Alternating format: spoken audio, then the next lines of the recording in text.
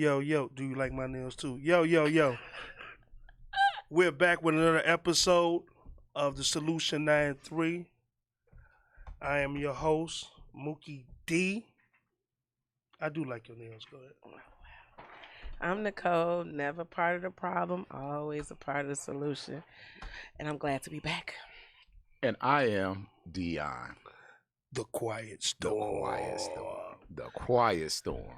Yo, today we have a guest, CEO of Rihanna's Treasure's Gift, author.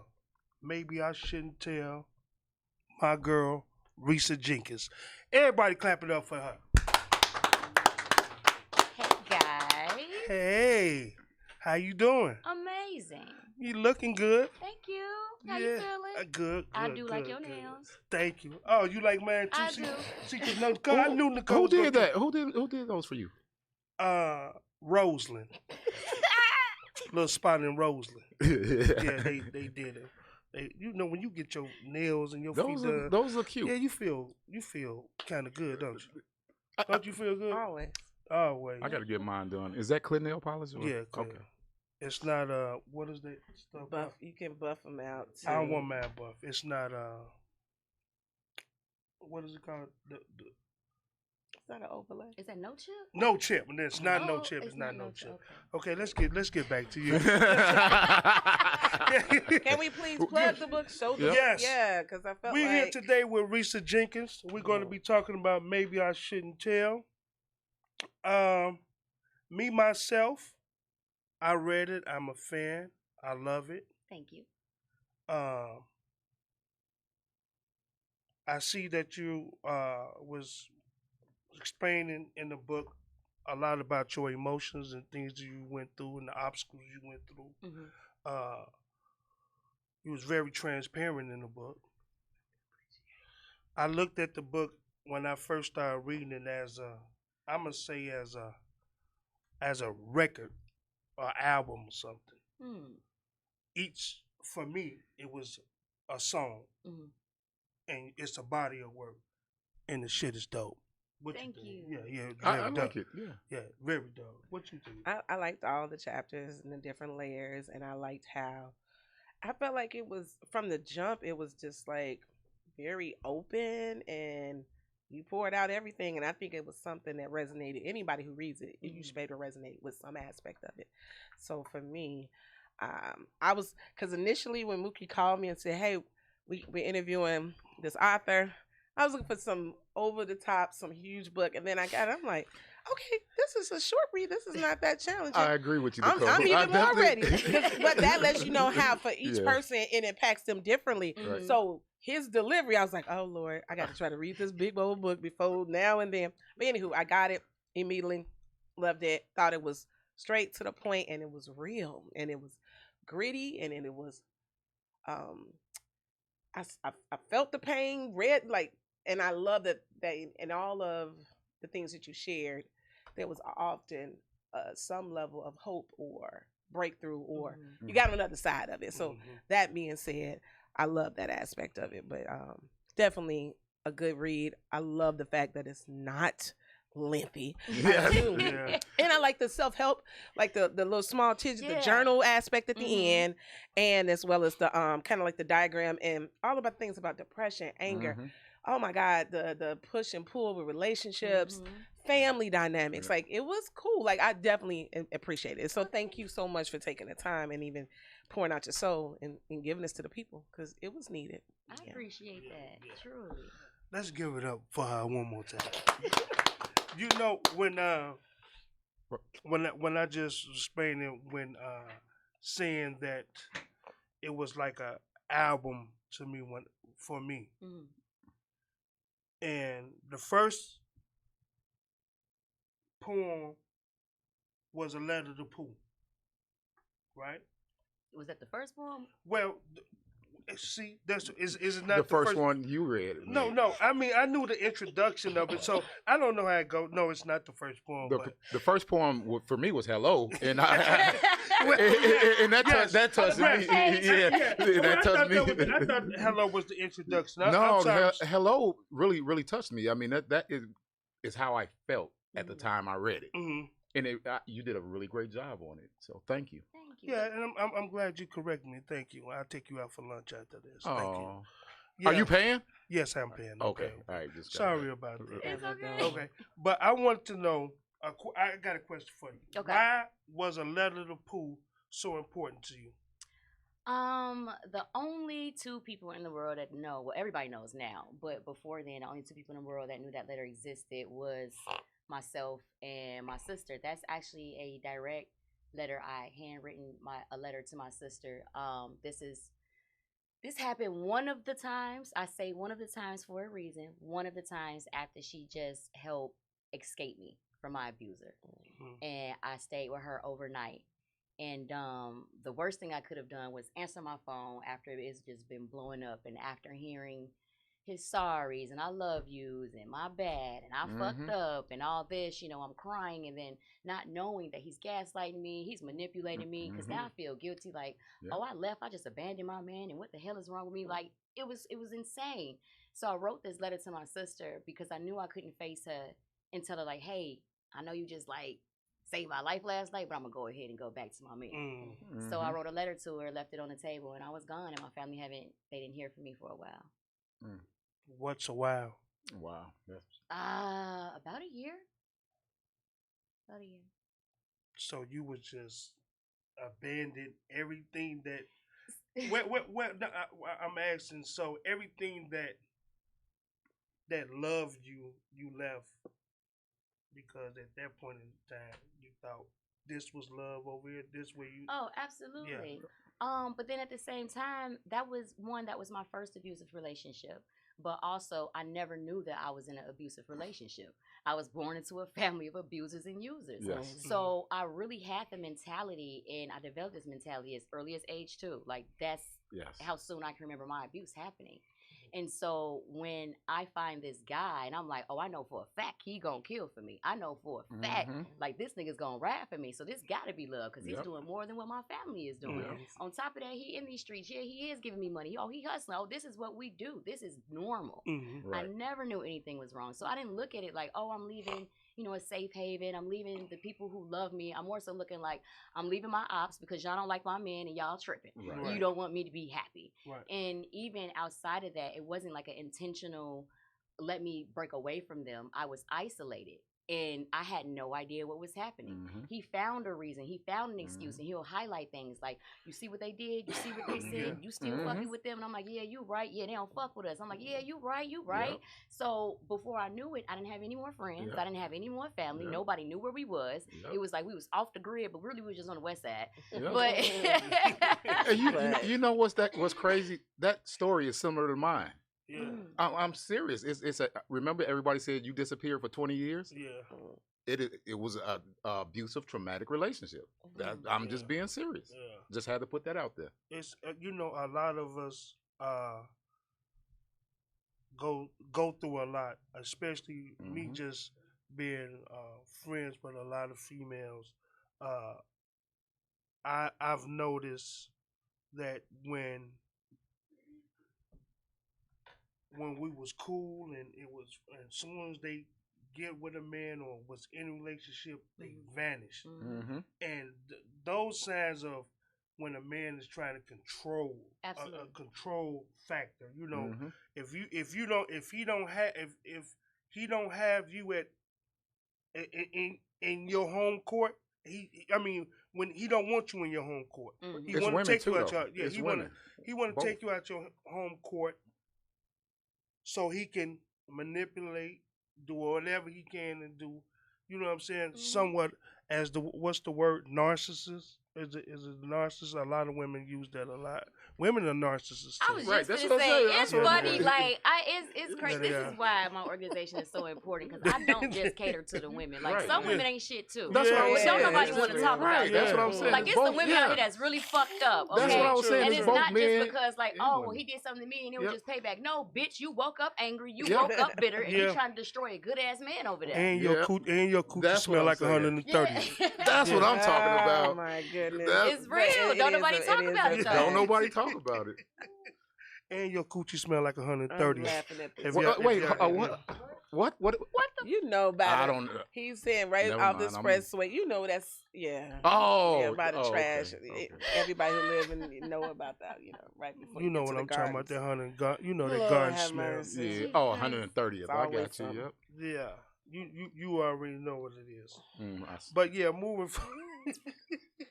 moving forward, since we on this subject, the next highlight of the book for me was a letter to my best friend. Mm.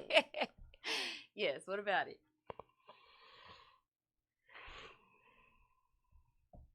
I want you to tell me about it. Oh wow. Okay, so I was in like this entanglement. It was more so a on again, off again, little yeah. Right? Okay. So I've said it like that because we never solidified anything. We was never in a relationship, but I had gross. But I had mad love for this person and vice versa, right?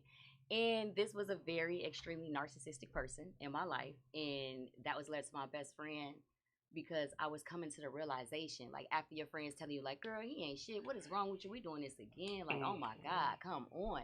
So this is the first time I had one of these letters, and I'm like, you know what, I think you own or something. Like, I'm really sitting down, and I had to start documenting because narcissists, they gaslight you too.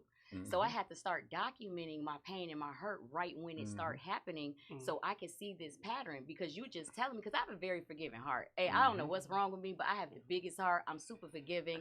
Like, it even comes with forgetting sometimes. They be like, you forgot what happened over there? And I'm like, I don't hold any malice in my heart at all.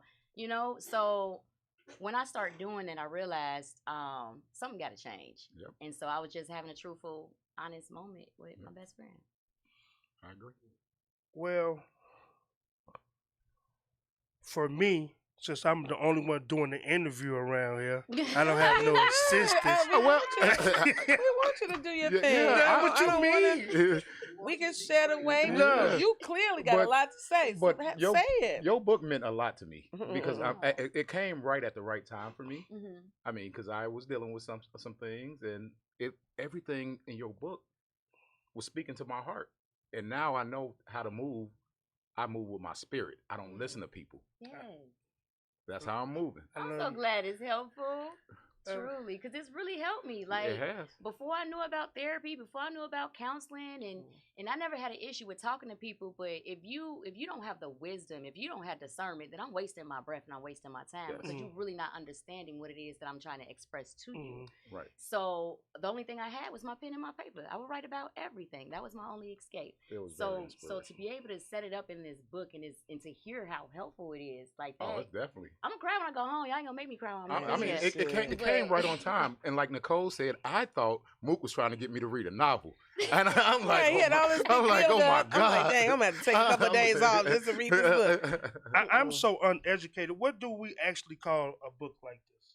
It's a book. It's just a It's book? definitely a book. It's Yeah. still, it's still a Okay. book. Yeah. Okay. If you really want to put it in categories, because you know we love titles, you can call it a self-help book. A Yeah. self-help book. Self- Yeah, yeah. by all Do, means. do you think, like, this emotional roller coaster you've been on Mhm. for so many years, where and when do you ever think you will get off this roller coaster? Oh God, I hope not. I know that sounds kind of weird, right? Mhm. But it's not about the destination, the journey, your life. The whole is your story. Mhm. And I have the understanding of exactly who I am and what I'm supposed to do. So how can I help others? In every aspect if I'm not willing to go through the things to understand? to come out on the other side, so I could tell them I've been exactly where you've been. Oh yeah. I do understand. It's more than just I'm empathizing or sympathizing. I literally been in your shoes, and it's exactly what this look like. This what this feel like. You're not losing your damn man, and I got you. Yep. So no, I'm not. I'm not looking forward to this ending. It throws you off sometimes, but I'm applying the lessons that I've learned, so it makes it a little bit more easier to bear the burden. Right. And your book helped me get through my situation. It's like we got limited beliefs that you got to stay in this. You got to stick together. You got to the end. You got to stay together. That come with upbringing too, and I'm gonna say traditions, and unfortunately, we buy into the hype. Yep. And until you live in it and recognize, because I got married because I felt I was getting older, and I noticed all my other friends were getting married. It wasn't I was in love. I just felt like that's what was expected of me. So I want to live up to the expectations of what my mom and others had all been instilling in me all along. Because I assumed if I didn't get married, that spoke to who I was, and that, oh, nobody wants you if you're not married. So I bought into the hype. And that's what I get what you mean by you staying in something when you're not happy. But you just do it because traditionally that's what's expected. And we live to what other people think. I wanted to mention something about a letter to my best friend. Were you done? No, I was not. You can go. Okay. Yeah. So crazy. I also, like I said, I liked every aspect. But this in particular stuck and resonated with me because I have a background in counseling, and I deal with talking to a lot of my friends and stuff. And I loved how you preference that I have depression, and a person who doesn't recognize how it affects you, how you can be in that low place, and no matter what all you do, you still are in that place. And the fact that you said he's like walking around, you're like, I'm here though. Like, why you can't just snap out of it? Why you can't just get it? And I always tell people that depression can erode you inside out. It's a slow. People don't get that. It's not like this. Oh, just this drop out of nowhere. It's like a slow creeping erosion. And then when you realize that you can't shake the typical stuff that people associate with, like, oh, I'm better now. It's work, and it doesn't allow you. You can't free yourself from it. It's a process, and it takes a lot of time, effort. I'm gonna say therapy. I'm an advocate of medication if it works for you. I'm not saying that that's the only way. You might find some holistic versions, but I love that you cited that because not getting it, that it's not something that you choose to do. Exactly. It's not something that you can just switch the light on and be like, okay, I'm good again. I love that you preface that. Is it okay if I read that? Go ahead. So when you said he got mad because I have depression and he wants me to get over it and he be happy 24/7 because it shouldn't exist in my life as long as he's in it. Ooh, that narcissism. I told him it's not something I can control. Then he asked, what the fuck is the purpose of being together? I shut down and started crying. Then he laughed and started saying that I'm on my her shit. And I said, ooh, girl, I don't know how you. And now I'm playing victim. Lord have mercy. Like, how you going to flip on me in my darkest moment? You supposed to be here for me and support me. And yet you tear me down for something that's out of my control. And I'm trying. And anyway, that just kind of depicts that abuser / y'all both feeding into each other. Manipulation. Yeah, that part. So and again, you're a piece of shit too. So I love that this portion in particular. So yeah, I get it. And yeah, touche. That's it. And you know when you was in that moment and feeling like that, did you feel love? Like what was making you? That wasn't love. Was it love to you? Like, what did you? How did you take that? You know, I want to know because like how did you take that shit? Because it's a 2-part question. I'm sorry. Okay. How did you take it? And furthermore, go ahead. I'm gonna answer too after you get done. If you don't go ahead. You go ahead. The other part. You said 2 parts. Yeah. I'll say it, but go ahead. Okay. Shit, I was crazy in love. That's like the and that's a simplest fact. It happens every day. And the way I love is different. You know, like once I love you, once I'm in love with you, that shit's unconditional. Yeah. Like I was explaining earlier, I got a big ass heart. So it's a lot that you can do or may not do, and I don't take that shit personally. Yeah, it's gonna hurt me in that moment. I'm like, yeah, that's probably really fucked up. But at the end of the day, I'm such a spiritual being. I have the knowledge, I have the understanding of knowing, like, that wasn't you. That was a spirit. That was a moment. That was a this. That was a that. But because this particular person know I'm that type of person, they took advantage of it every single time. But I also was a believer that I can love people, not to health, but like a healing tool, right? Like I could love them to, what is that? To be better. Or right. Help. like, love them Are you an empath? I am an empath. I am. And I knew that a lot that he would say would be more so projection. It was more so his own insecurities. It was more so he saw something in me, or he saw a lack within himself, and he was just lashing out like a fucking kid. Yeah. But in that moment, of course you're not receiving it like that. But at the end of the day, it's like I know him. You get what I'm saying? It's like when you're intimate with somebody, you see sides of them that nobody else in the world sees. Oh, yeah. And that's another reason people are like, I don't understand what the fuck you see in him. I don't understand what the hell you doing. Like, well, you don't fucking see. Right. You don't experience what I experienced. Well, and it was shared. like a saying that we had. Like, every time he got on my nerves, I changed his name on my phone to asshole. Right? But it was this understanding, like, I don't give a fuck what you do to these people in the world, but when it comes to me, I'm home. I'm your peace. That's not what we doing. Right. And when I realized, okay, we coming up on year 15 and ain't shit changed. I can't do this. I literally can't do this. But that was literally like, that was my kryptonite. That's the motherfucker. I didn't, I'll probably go get in trouble after this interview, but I didn't give a fuck who I was in a relationship with. He called my phone. I'm going. Yeah. Damn. Everybody's been there though at some point. Well, I've been there too. You just described my situation, and a lot of people don't understand. They like, well, what's going on? But we ain't talking about it because we ain't putting our business out in the street like that. Yeah. You know, this forever not enough. This is my other question I want to have to you going back. At the end of this poem, you said, again we sin. You say things were so different then, again we sin because we're not together. That's some deep shit. That was more so like a goodbye letter to him. I've got forever's not. But you said y'all sinned because y'all ain't together. I know. That's some deep shit. What does that mean to you? What does that mean? That means that, talk to me. That means that shit, this was ordained by the Creator. Shit. That's how I felt. She felt like Adam and motherfucking Eve. That's how I feel. The spirit. I'm letting you let your spirit guide you, right? Yeah. It was you couldn't tell me nothing bad about this man, even though I could witness a crime, and I have. It wasn't him. He didn't do it. What are you talking about? Yep. You tripping? You tripping? Like this man was like God to me. Wow. Yeah. Can I ask, what was it about him, if you are at liberty to share?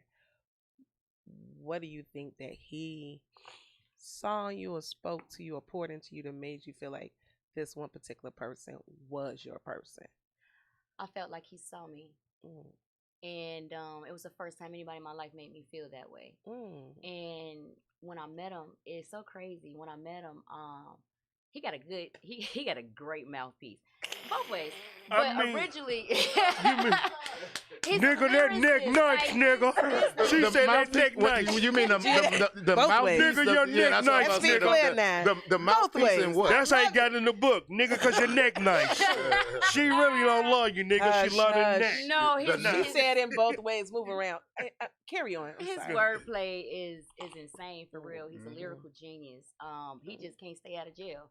Honestly, so when I met him, he had just got done. Maybe it was an 8-year bid, and all we was doing was more so just talking on the phone. And that's why I said this nigga had a great mouthpiece, like wooing me, just sucked me in. And I'm sitting there like, oh my God, I ain't never did this shit before. This nigga older than me. On top of that, like I'm just head sprung over with. But the abuse didn't start immediately. So, do you have through your journey, have you ever just gave yourself rest from dealing with others and having relationships? Have you ever just said, fuck it, I'm not finna do nothing for whatever, I need peace. And with that, I'm just doing me. You can come back, nigga, suck me. I mean, whatever you know, head what, you know, whatever. Say Mookie say it. Why you acting like you can't say it? What the fuck, man? Say what Well, you I'm doing that now, and my preference is if I'm because you know I'm bisexual. Okay. I'd rather a man come dick me down, and I'd rather a woman take care of the rest. I heard that. There you Damn, go. see, that's what I'm talking about. Let's give it up. Let's give it up for Risa. That's what we're talking about. Because she's comfortable being in her transparent skin. around. She knows what she wants. Yeah. Yeah. But do you have you gave yourself a rest and just trying to figure this out That's why I say I'm doing this right now, and you at peace right now. I am. Yeah. I truly am. Yeah. That's good shit. That's good. Why was it the depression facts so important to have in this book for you? A lot of people go through things and they can't even identify what they're feeling. And I know that was me for sure. I did not know it was a term for what I was feeling. But I do know my early onset was in 5th grade. And it wasn't, talking about mental health was not something that my family did, let alone understood. So all I knew was I feel like dying. I feel like I can't breathe. I'm just using these creative words, trying to express to my family what I'm going through. And their only solution, like I got an old school mom, so her answer to everything was drink some water, take a nap, or pray to Jesus. And so if it wasn't that, and I'm being more so defiant, because I'm like, no, it's not one of those, but I can't be disrespectful to my mother, but I'm like, you motherfucker, you ain't getting it. Right. But I can't talk to my mama like that. And so the more I'm passionate trying to express these things to her, she was like, oh, you just want attention. Yes, for somebody to help me, shit. But I just wish she understood it then. I wish she knew what depression was. I wish she knew what the signs were, because I do know that my mother loves me. But then I know she would have made a different decision. She probably would have like, you know what, let's get you some help, as opposed to keep drinking some goddamn water and laying down on the couch. Yeah. So that's why that's super important, because even now, a lot of people, unless you have had the conversation or unless you're familiar with it, it's a lot of unidentified feelings and emotions that we just walk around with. And then we come up with the nerve of saying like, oh, that's just who the fuck I am, and deal with it. No, bitch, go figure out what's really wrong with you. It could be mental, because there's help out here, and go figure that shit out. That's why I put it in there. Do you think that, and not just your mom, just us in the black community, we was always taught, drink the water, go lay your ass down. Now it's more mainstream, far as seeking. You know, me, myself, Dion, we are mental health advocates. Brothers in the back, we mental health advocates. So do you think that your mother just didn't understand at that point, because that's what, it's generational curses. So, it's like with my mom, I had to sit back and understand, like, damn, my mom human. You know what I'm saying? I don't know what my mama went through between, when she's 19 till she had me and beyond, you know what I'm saying, with her parents. So do you think it was the fact that your mother just didn't know? Or did you ever forgive your mother? Do you have malice in your heart? Not I don't want to say malice. But holding a grudge in that Freudian slip. Keep on. No, honestly, and yes, I do believe at the time she didn't understand it in terms of the terminology and what it really means scientifically. But she did know it was just something outside of God, so it had to be the devil, because she's seen it before, she felt it before, she dealt with it. But me being the age that I am now, where I'm at now in life, she has learned a lot through me. And just for me being so transparent and open with her, we have a great relationship. My mother is more so of a really good best friend than a mother, if that make any sense. I have a lot of godmothers, so it's when she wasn't able to be there for me because of her lack of understanding, as opposed to us keep butting heads and fighting each other, because I'm really not a disrespectful person towards my elders unless you ask for it.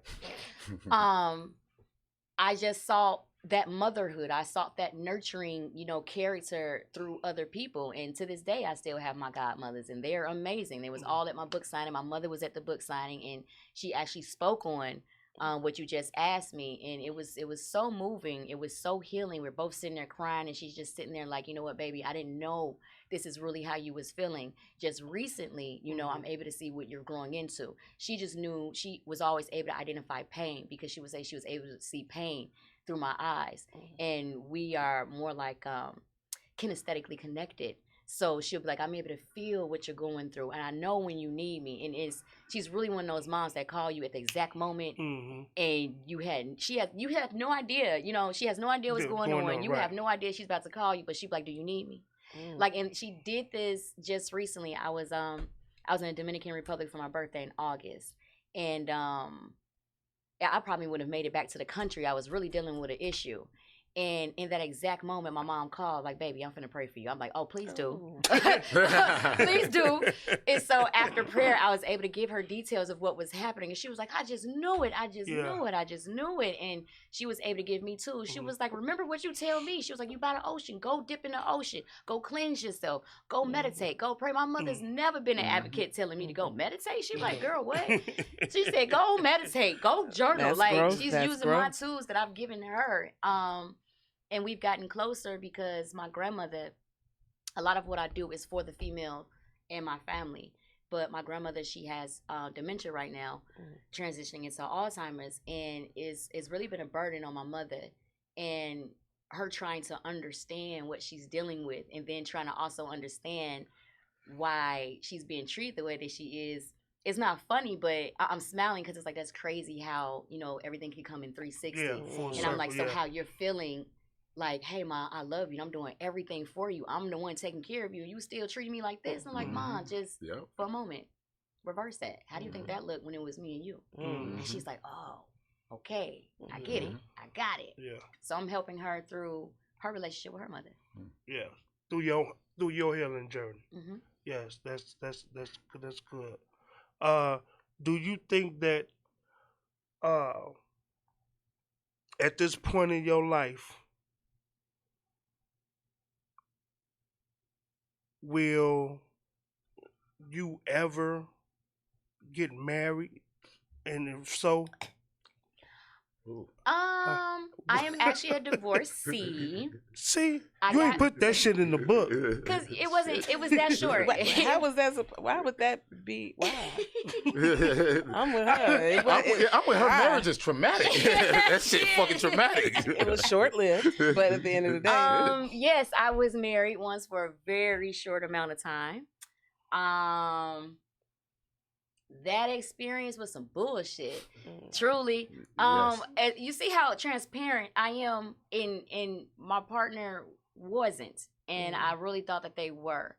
And I can't even be upset and say, like, oh, I wasted my time and that. No, I didn't. I just learned another hard lesson. Yeah. But I do know it was still my fault because I saw those red flags. I even talked about, like, y'all, I see red flags, but I feel like I can make it past for orange and yellow. I love that. I love how we do that. I'm going into a situation I already know what the red flags are. Yes. Now I know how I can deal with it. It's a choice versus surprise. Well, I was wrong. Surprise. It was fucking more red flags. Right. And it seemed normal, didn't it? Yes, but I didn't know until after I got home. I should have known when he denied my my wedding gift. So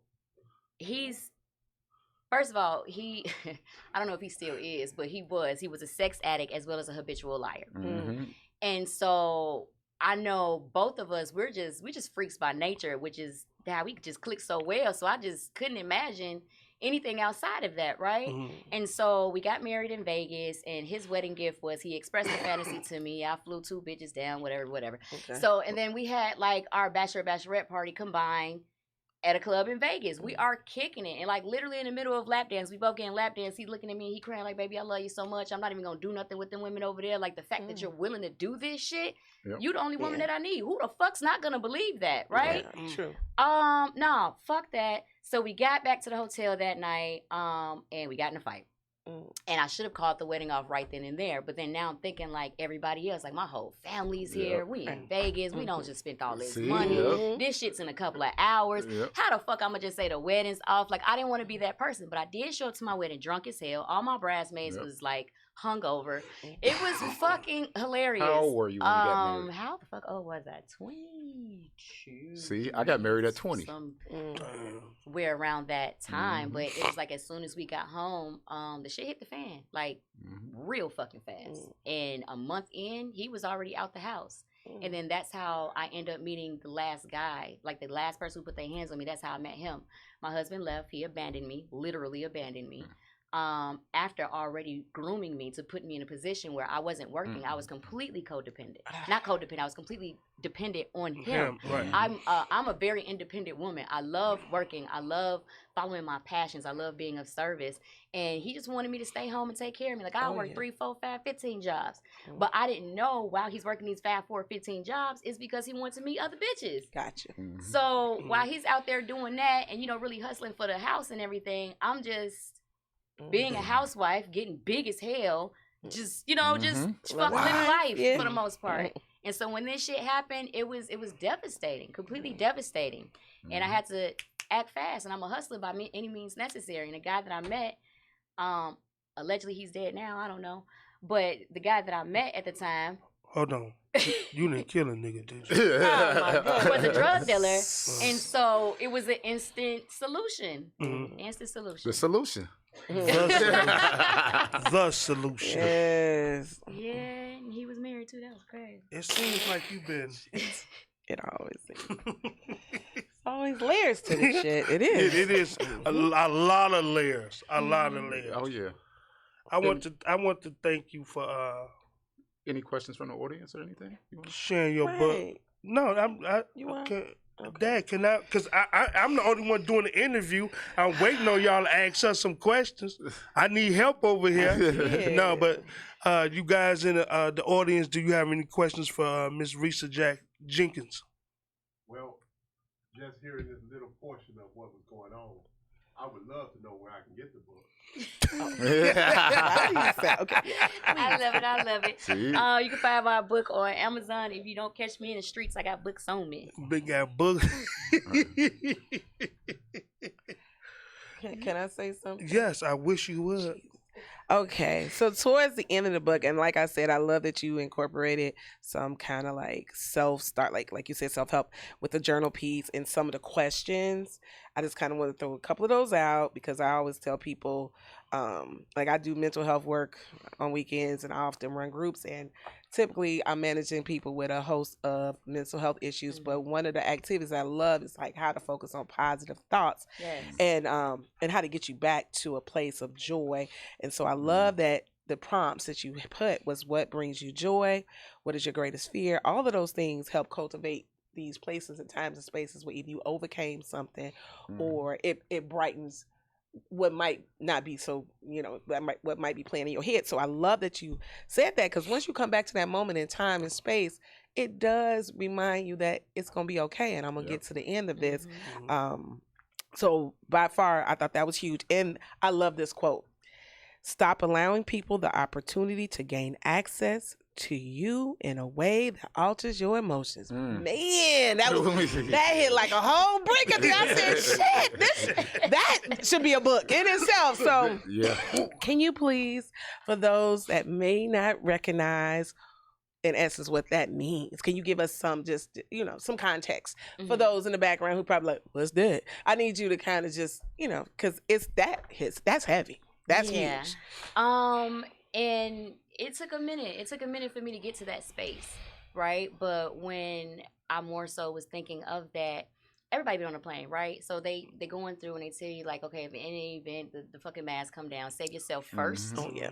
And then help the person next to you. Sure. And I never applied that to life. And then when I did, that's what came to me. But before, what that looks like, before understanding that, right? To understand that is we get so involved in other people's shit, right? And it's usually because we care for them, we love them, we want to see better, we see their potential, or maybe they just straight out asked you and you don't know how to say no, or you don't want to say no. But what happens is depending on their crisis, you could potentially create a trauma bond. Now you're really part of their shit going.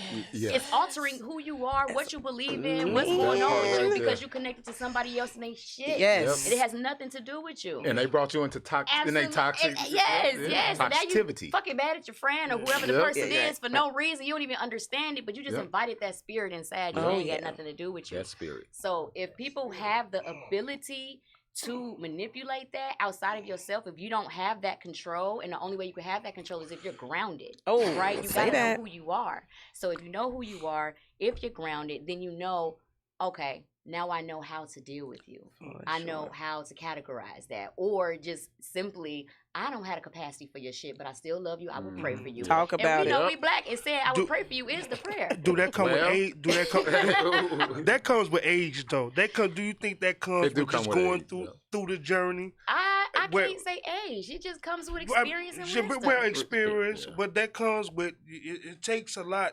You Because I can't- know some old fools. Yeah, They still ain't got right, it. and they But grown we as all hell. get to a point, a breaking point. Yeah. You always hit that breaking point where Yes. it's like, you know what? Enough is a fucking enough. Yeah, Mhm. yeah. Between the two of y'all, how do a person know when it's enough is enough? What do they do? What clicks in themselves When, to tell me, get out of this? This is toxic. well, I say for me is when you will see the light. You will know that like I can't take this shit no more. Yeah, It's time to go. yeah, You will know. yeah.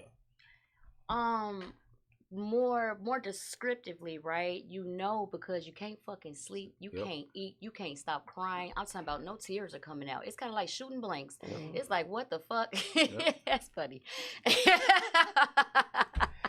That could be a book too. You said shooting blanks. Wait a minute. Pause. Wait a minute. Pause. Yeah, I just Pause. That's a She's double on pause. entendre. Double entendre. Go ahead. Go ahead. Wow. But for real, like that's really because you have cried so much, it's nothing left. Exactly. Yeah. It's one of them cries where you crying from your fucking soul. You feel this shit right here. Yeah. You are That's how like you know. wailing out. You crying out. Your body is aching. You Yep. losing weight. Like your hair falling out. Like it's fucked up. It looked like you don't went to war and you still in that shit. That's Yep. how you know. Like okay, I don't probably hit rock bottom. I Yes. probably should let this shit go. Yeah. Okay. So for with me, it got to the point where I felt like this was toxic, and I knew I was there to help somebody else. But then in the long run, I said, well, I got to love me Mhm. enough Yep. to let go of this Yeah. because it's hurting me. Yeah. And we all been there. I know I have. I done caused a lot of pain. I done received a lot of pain too. Karma, a motherfucker. Man. And God will do you better Karma, than a baby. motherfucker. He'll serve it. I want to say thank you so much for coming and sharing your thoughts, being vulnerable, your emotions. Can you tell us what's next for you or what you got going on? Yes. So be on the lookout for book number 2. Number 2. I love it. Get book 1 first. This is in terms of for me, I'm gonna say book number 2. The first one was my daughter. She has a book called It's Just Emotions. Oh. Is that also available? That is yes, it is. I love it. You better keep on. Yeah. Bitch, do it what you doing. I love it. Okay, You can, okay. you can find it on It's just Amazon right emotions. under my book. It's just emotions. Okay. But yeah, that was my first baby, but that was more so her. She gets all the credit, all the glory. We can talk about that later. Mhm. But yeah, the book that I'm about to drop now, I just did my first session for the photo shoot, and ooh, it was nasty. I dig that. I dig I it. love it. So yeah, it's gonna be titled Flexitarian. Flexitarian, I like that. That sounds like some kind of sex book. It is. I knew it. It's erotic poetry. All right. That's what. Yeah. Because there's a lane for everything. Do know Let's that. give it up for motherfucking erotic poetry. Flexitarian. I dig it. Thank you for coming out. This is our first. We've been off for a whole month or so, but we coming back, getting our feet wet, and you've been very special. Thank you for having Very me. special, my little sister. I love her so much. Love her. Give a shout out to the engineer. Engineer, he alright. He alright. We'll get that nigga a blunt or something. Oh, my God. He don't want no but a little bit of coke. He don't want no but a little bit of cocaine. Oh, help us. Meet me in the bathroom, nigga. I got you. You want some Xannies too? Got you. Hey, dog, get the Xannies ready for him Jesus too. weapons. Hey, before we go, though, I want to say rest in peace to my boy Tony Fu, who got killed over the weekend. Y'all need to stop this bullshit and stop the violence out here in Chicago. We getting tired of this shit. Y'all killing women, babies. Y'all taking lives, taking people from they kids. You going to jail, you leaving to go do 30. Now your kids fucked up. And then you want to know why we all got this depression and all this shit. Thank you, Risa Jenkins, for coming out. Dion, smile. It's free. Nicole. I love Mookie. That's why I love my Mookie. dog. Another episode of Solution 93, and we mother out. Peace.